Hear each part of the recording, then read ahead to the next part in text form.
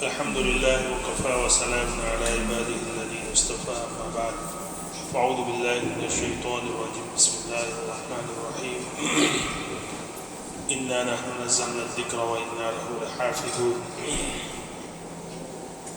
گزشتہ کل میں نے بتایا تھا کہ قرآن کریم کے متعلق ہمارا عقیدہ ہے کہ قرآن یہ اللہ کا کلام ہے اور یہ جس طرح اترا تھا اسی طرح آج بھی من وعن لفظ بلفظ محفوظ ہے، اور اللہ رب العزت نے اس کلام کو رسول اللہ صلی اللہ علیہ وسلم پر جبرائیل امین کے واسطے سے 23 سال میں تھوڑا تھوڑا بحسب ضرورت نازل فرمایا.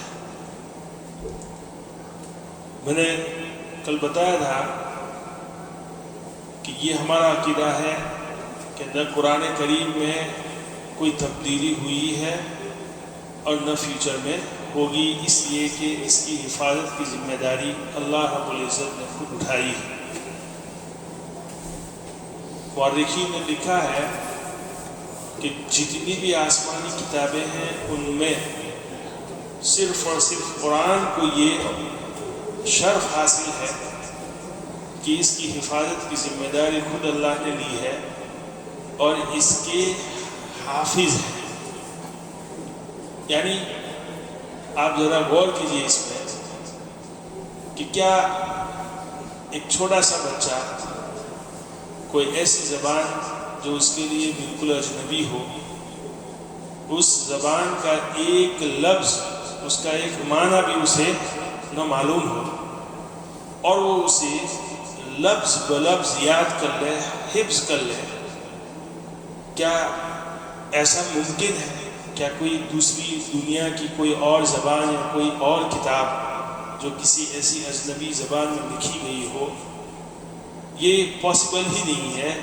یہ قرآن کا ایک معجزہ ہے، بلکہ قرآن ہی کا معجزہ ہے، قرآن کے علاوہ کسی اور کتاب کا نہیں.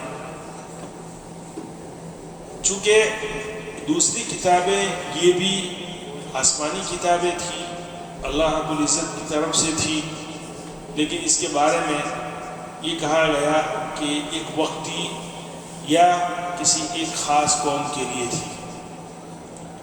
اور قرآن کریم گویا کہ تمام آسمانی کتابوں کا ایک آخری ایڈیشن ہے، اسی لیے اللہ رب العزت نے اس کو باقی رکھنا تھا قیامت تک کے لیے، اس لیے اللہ نے خود اس کی حفاظت کے یہ انتظام کیے. اس کی ایک مثال آپ کی سمجھیے کہ ڈاکٹر کے پاس جب کوئی مریض جاتا ہے اور اس کو ایک خاص قسم کی بیماری ہے، ڈاکٹر اس کے لیے ایک دوا تجویز کرتا ہے اور ایک خاص وقت کے لیے اس کو پابند کرتا ہے کہ آپ کو یہ دوائی 1 ہفتہ 2 ہفتہ یا 1 مہینے تک لینی ہے، اس کے بعد پھر آپ آئیں گے، پھر میں دیکھوں گا، چیک کروں گا، پھر دیکھیں گے کیا کریں گے. تو بہرحال اس مریض کے لیے ایک دوا تجویز کی جاتی ہے. جب وہ مریض دوبارہ آتا ہے، ڈاکٹر دیکھتا ہے کہ اس کے مرض میں کچھ فرق آیا ہے یا نہیں آیا ہے. اگر مرض ایسا ہی ہے تو پھر کوئی اور دوائی تجویز کرتا ہے اور کہتا ہے کہ یہ اگلی جو ہے پرسکرپشن یہ اب آپ نہیں لے سکتے، آپ کو یہ لینا ہے. اسی طرح سلسلہ چلتا رہتا ہے اور پریویسلی جو دوائیں جو لکھی گئی تھی اس کو وہ ڈاکٹر منع کرتا رہتا ہے اور کہتا ہے کہ اس وقت کے لیے آپ کے لیے یہی دوا موزوں ہے. اس کا مطلب یہ ہے کہ جب ڈاکٹر ایک دوائی کو پابند بناتا ہے اور ایک دوائی کے لیے کہہ دیتا ہے کہ اس کو نہیں لے سکتے، اس کا مطلب یہ نہیں کہ پریویسلی جو دوائی دی تھی وہ غلط تھی، یہ تو نہیں ہے، وہ صحیح تھی لیکن اس وقت کے لیے تھی. اب یہ دوائی آپ کے لیے اس وقت اور اس اسٹیج پر یہ مناسب نہیں ہے. اللہ رب العزت نے حضرت آدم علیہ السلام سے لے کر نبی کریم صلی اللہ علیہ وسلم تک جو سلسلہ شروع کیا تھا، قوموں کے احوال اور ان کی دینی جو مستویٰ تھا اس کے حساب سے اللہ رب العزت نے کتابیں اور شریعت جو ہے تبدیل کر کے انبیاء کو بھیجا. اور کئی انبیاء ایسے آئے کہ جن کو اللہ رب العزت نے حکم دیا کہ تم سے پہلے جو نبی تھے ان کی جو شریعت تھی انہی کی آپ کو تبلیغ کرنی ہے، اور کتنے انبیاء ایسے تھے جن کو نئی شریعت نئی کتاب دی گئی۔ تو اسی طرح اللہ رب العزت کا یہ سلسلہ ختم ہو گیا قرآن کریم کے نزول پر، اور قرآن کریم یہ آخری ایڈیشن ہو گیا تمام آسمانی کتابوں کا، اور اس کے متعلق یہ کہا گیا کہ یہی اب جو ہے قیامت تک آنے والی نسلوں کے لیے ہدایت اور روشنی کے لیے روشنی کا سامان ہے۔ اس کے علاوہ کوئی اور کتاب جو ہے یہ بہرحال نئی کوئی اور شریعت اس کے ساتھ ہماری رضامندی نہیں، ہماری رضامندی صرف اور صرف دین اسلام کے ساتھ ہے۔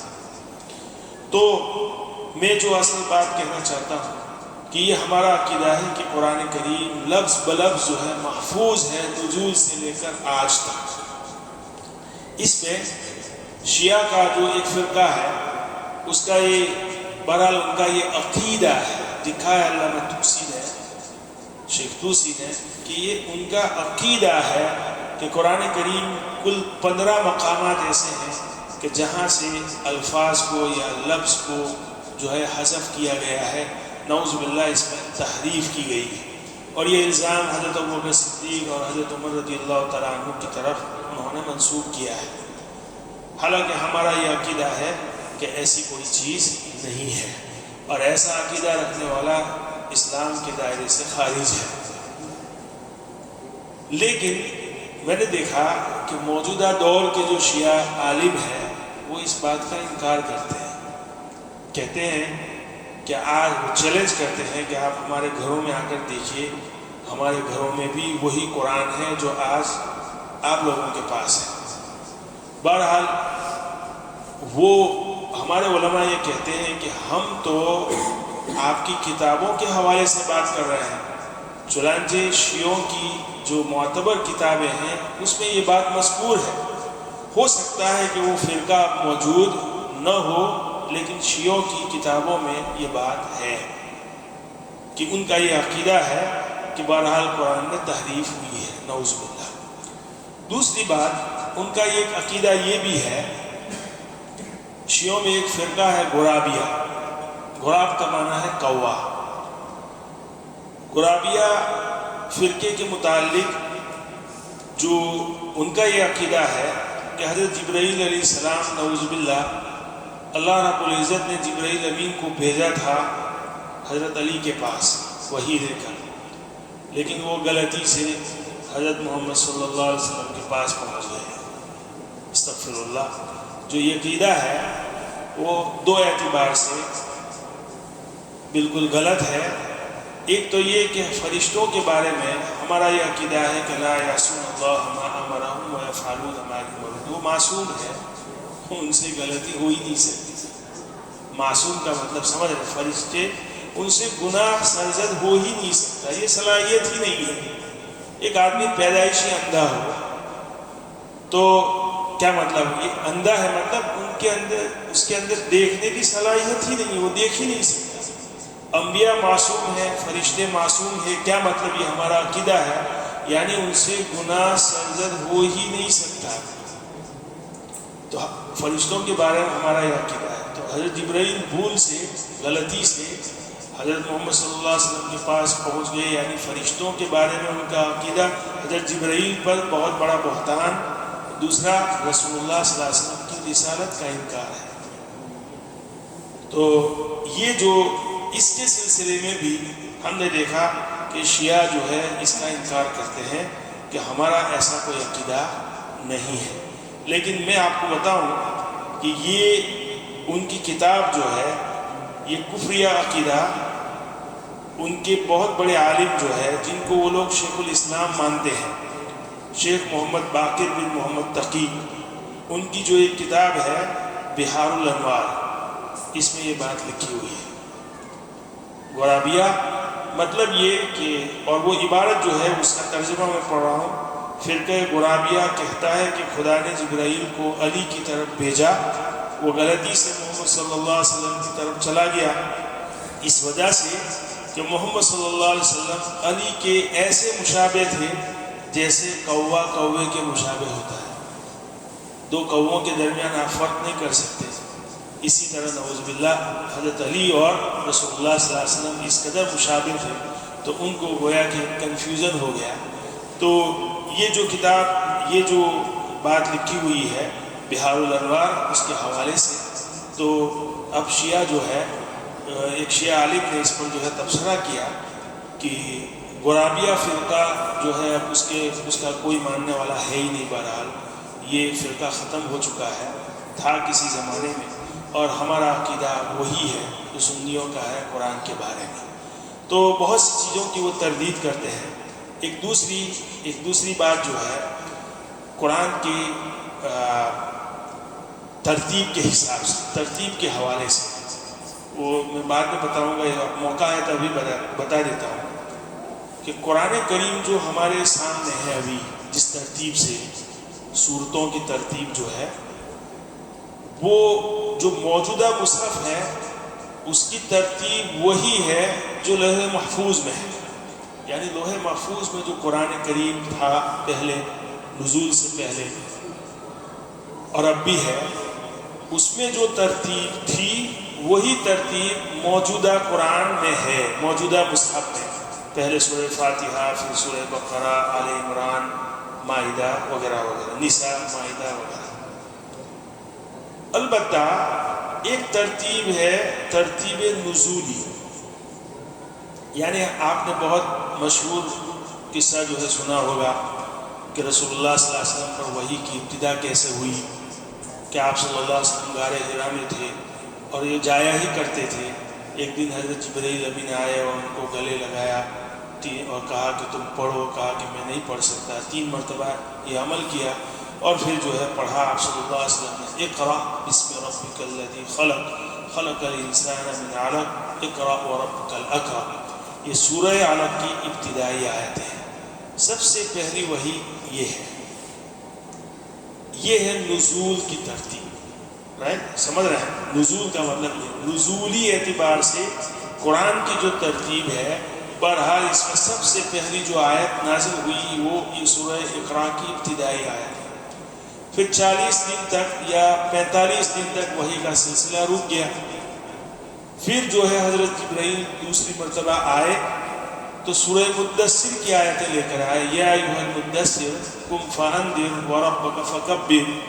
کہ پہلے جو ہے بہرحال صرف اور صرف حکم تھا تعلیم اور تبلیغ کا، تعلیم کا، یعنی سیکھو اور سکھاؤ، تعلیم اور تعلم. دوسری مرتبہ جب آئے کہا کہ اب جو ہے تم علی الاعلان دعوت دو اس کی.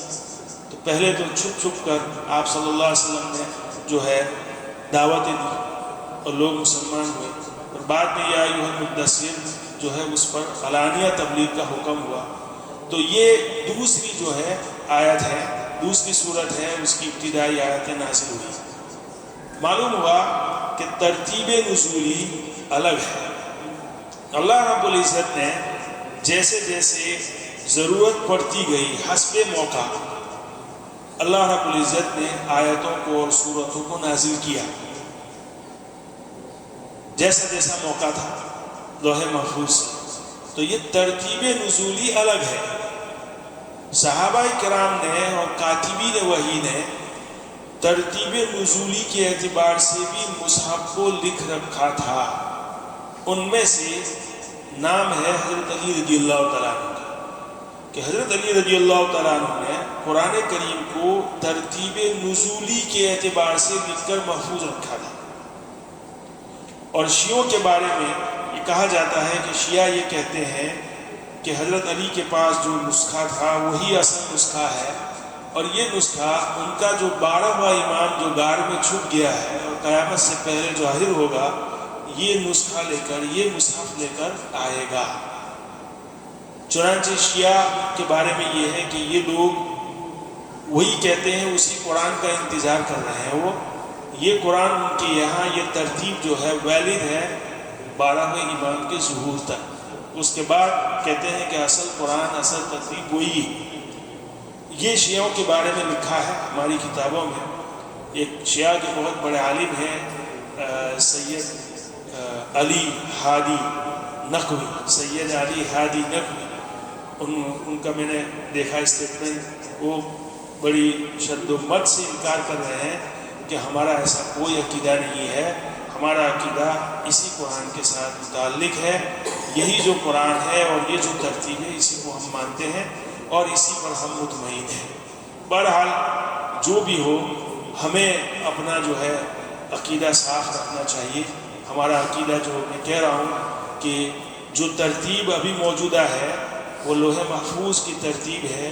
رسول اللہ صلی اللہ علیہ وسلم نے حضرت جبرائیل امین کی ہدایت پر کاتبین وحی سے یہی ترتیب کے مطابق جو ہے قرآن جمع کروایا، یعنی جو لکھوایا ہوا۔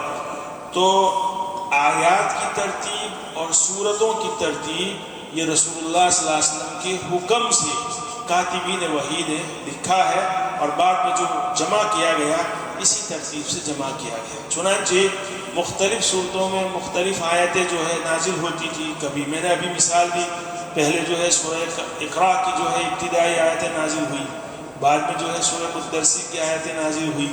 تو حضرت جبرائیل امین حکم دیتے تھے رسول اللہ صلی اللہ علیہ وسلم کو کہ ان آیتوں کو فلانی صورت میں ان آیتوں کے بعد جو ہے ذکر کر دیا جائے، اور ان آیتوں کو فلانی صورت میں۔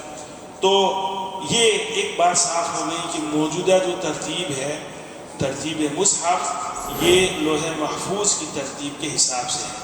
البتہ جو قرآن نازل ہوا اس کی ترتیب الگ تھی۔ علامہ سیوطی رحمۃ اللہ علیہ نے بڑی شد و مت کے ساتھ یہ بات لکھی ہوئی ہے کہ ترتیب نزولی کے اعتبار سے قرآن کو جمع کرنا اس دور میں ممکن ہی نہیں ہے، کیونکہ یہ تو موقع کے اعتبار سے بہرحال حسب موقع کبھی ایک آیت 23 سال کا عرصہ، 23 سال کے عرصے میں یہ تھوڑا تھوڑا نازل ہوا، لیکن پھر بھی کاتبین وحی میں سے بعض صحابہ نے ترتیب نزولی کے اعتبار سے اپنے پاس جو ہے لکھا ہوا محفوظ رکھا تھا۔ لیکن بعد میں جو ہے قرآن کی ترتیب کی جو کیا شکل بنی میں انشاءاللہ بتاؤں گا۔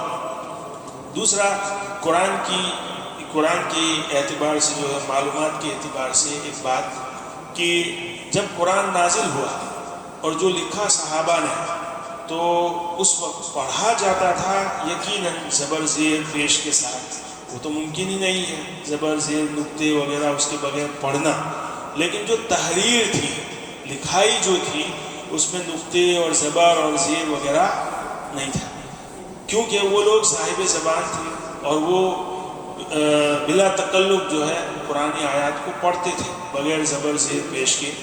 لیکن جب اسلام حجاز سے باہر گیا اور اجمیوں کو پڑھنے میں دقت محسوس ہوئی تو پھر جو ہے سب سے پہلے ابو الاسود دؤلی نے یہ کام کیا، اعراب لگانا، زبر زیر پیش لگانے کی جو ہے ابتدا ابو الاسود دؤلی نے کی۔ پھر بہت مشہور ہے کہ حجاج بن یوسف نے حسن بصری اور ان کے ساتھ دیگر 2 تابعی جو تھے ان کو حکم دیا، اور پھر قرآن کریم پر یہ نقطے زبر زیر بعد میں لگائے گئے اجمیوں کی، ہمارے اجمی یعنی جو عربک نہیں ہے ان کی ضرورت کو محسوس کرتے ہوئے۔ دوسری بات کہ قرآن کریم کی یہ جو ترتیب ہے آیت اور سورت کے اعتبار سے، یہ تو رسول اللہ صلی اللہ علیہ وسلم کی حکم سے جو ہے، یعنی حضرت جبرائیل کی ہدایت کے مطابق یہ ترتیب تو ہے۔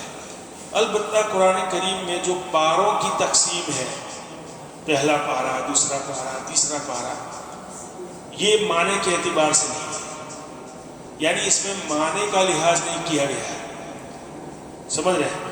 اس میں معنی کا لحاظ نہیں کیا ہے۔ چنانچہ آپ نے دیکھا ہوگا کہ 13واں پارہ جو فنش ہوتا ہے وہ بالکل جو 14 پارے کی ابتدا جو سورہ ہجر ہے میرے خیال میں، تو اس کی جو ابتدائی 2 آیتیں ہیں وہ 13ویں پارہ کی آخری آیتیں ہیں، پھر 14واں پارہ شروع ہوتا ہے۔ تو التب جو یہ فنش ہوا، اس سے جو ہے اندازہ لگایا جا سکتا ہے کہ یہ معنی کا اعتبار اس میں نہیں کیا گیا۔ سوال یہ ہوتا ہے کہ پاروں کی تقسیم کس نے کی اور کب کی اور کیوں کی؟ تو اس سلسلے میں علامہ تقی صاحب نے لکھا ہے اس علوم القرآن میں کہ یہ بات بہت مشہور ہے کہ یہ 30 پاروں کی جو تقسیم ہے وہ عہد صحابہ میں حضرت عثمان رضی اللہ تعالیٰ عنہ کے دور میں ہوئی۔ حضرت عثمان رضی اللہ تعالیٰ عنہ نے جو الگ الگ مصاحف تیار کیے تھے ان میں سے اسی وقت جو ہے یہ پاروں کی تقسیم ہو گئی تھی، لیکن محتسب نے لکھا کہ مجھے اس کی کوئی دلیل نہیں ملی، میں نے تلاش کیا لیکن مجھے اس کی کوئی دلیل نہیں ملی کہ حضرت عثمان رضی اللہ تعالیٰ عنہ کے دور میں ایسی کوئی تقسیم ہوئی ہو۔ البتہ علامہ بدرالدین زرکشی نے ایک بات لکھی ہے کہ عہد صحابہ کے بعد بچوں کی تعلیم اور لوگوں کی تلاوت کی آسانی کے لیے بعد میں جو ہے کسی نے یہ تقسیم کی ہے، لیکن آج تک متعین نہیں ہوا کہ کس نے کی۔ تو بہرحال جو پاروں کی جو تقسیم ہے وہ اس کا تعلق رسول اللہ صلی اللہ علیہ وسلم کے دور یا صحابہ کے دور سے نہیں ہے۔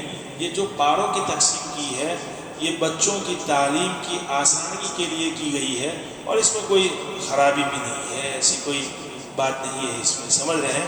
تو یہ پاروں کی تقسیم بہت بعد کی ہے، حضرت عثمان کی طرف جو ہے اس کو منسوخ کیا گیا ہے، لیکن یہ جو ہے صحیح بات یہ ہے کہ حضرت عثمان کے بعد کے دور میں یہ بچوں کی تعلیم کی آسانی کے لیے ترتیب دی گئی ہے، تقسیم کی گئی ہے۔ اللہ تعالیٰ جو ہے صحیح سمجھ عطا فرمائے۔ بعد میں جو ہے آئندہ کل قرآن کو کس طرح جمع کیا گیا، 2 مرتبہ جو ہے قرآن کو جمع کیا گیا۔ اب جمع کرنے کے اعتبار سے جب لفظ بولتے ہیں جمع کرنا تو لوگوں کو بہت کنفیوژن ہوتا ہے کہ جمع کرنے کا کیا مطلب ہے۔ تو جب قرآن کو جمع کیا گیا تو اس کا مطلب یہ کہ ہو سکتا ہے کوئی آیت جو ہے کہیں رہ گئی ہو، نعوذ باللہ۔ تو جمع کرنے کا مطلب وہ نہیں کہ ہم جو ہے ابھی قرآن ہے نہیں، چلو اعلان کرتے ہیں کہ کس کس کے پاس آیتیں ہیں لاؤ، اور پھر دیکھا گیا اور جمع کر دیا گیا، نہیں۔ قرآن جب نازل ہوا اسی وقت سے صحابہ کرام نے اس کو حفظ کرنا شروع کر دیا تھا۔ قرآن کریم کی جو بھی آیت نازل ہوتی تھی تو فوراً رسول اللہ صلی اللہ علیہ وسلم کاتبین وحی کو حکم کرتے تھے کہ اس آیت کو لکھ لو۔ پہلے تو لکھنے کا کام اول مرحلے میں ہوتا تھا، پھر دوسرا کام جس پر زیادہ زور دیا گیا، کیونکہ لوگ لکھنا پڑھنا تو جانتے نہیں تھے، تو کیا کرتے تھے، حفظ کرتے تھے۔ چنانچہ جو بھی آیت نازل ہوتی تھی شام تک مدینے کا ہر بچہ، ہر عورت اور ہر صحابی اس کو یاد کر چکے ہوتے تھے، سمجھ رہے ہیں؟ تو اسی طرح قرآن اسی وقت سے لوگ حافظ ہو گئے تھے قرآن کریم۔ البتہ جو حفظ کیا ہوا ہے اس کی توثیق کس سے کی جائے گی؟ لوگوں کے پاس جو لکھا ہوا تھا اسی سے اس کو بہرحال میچ کیا گیا اور پھر سرکاری طور پر اس کو جمع کیا گیا۔ یہ مختصر بات ہے، انشاءاللہ آئندہ کل تفصیل بتاؤں گا۔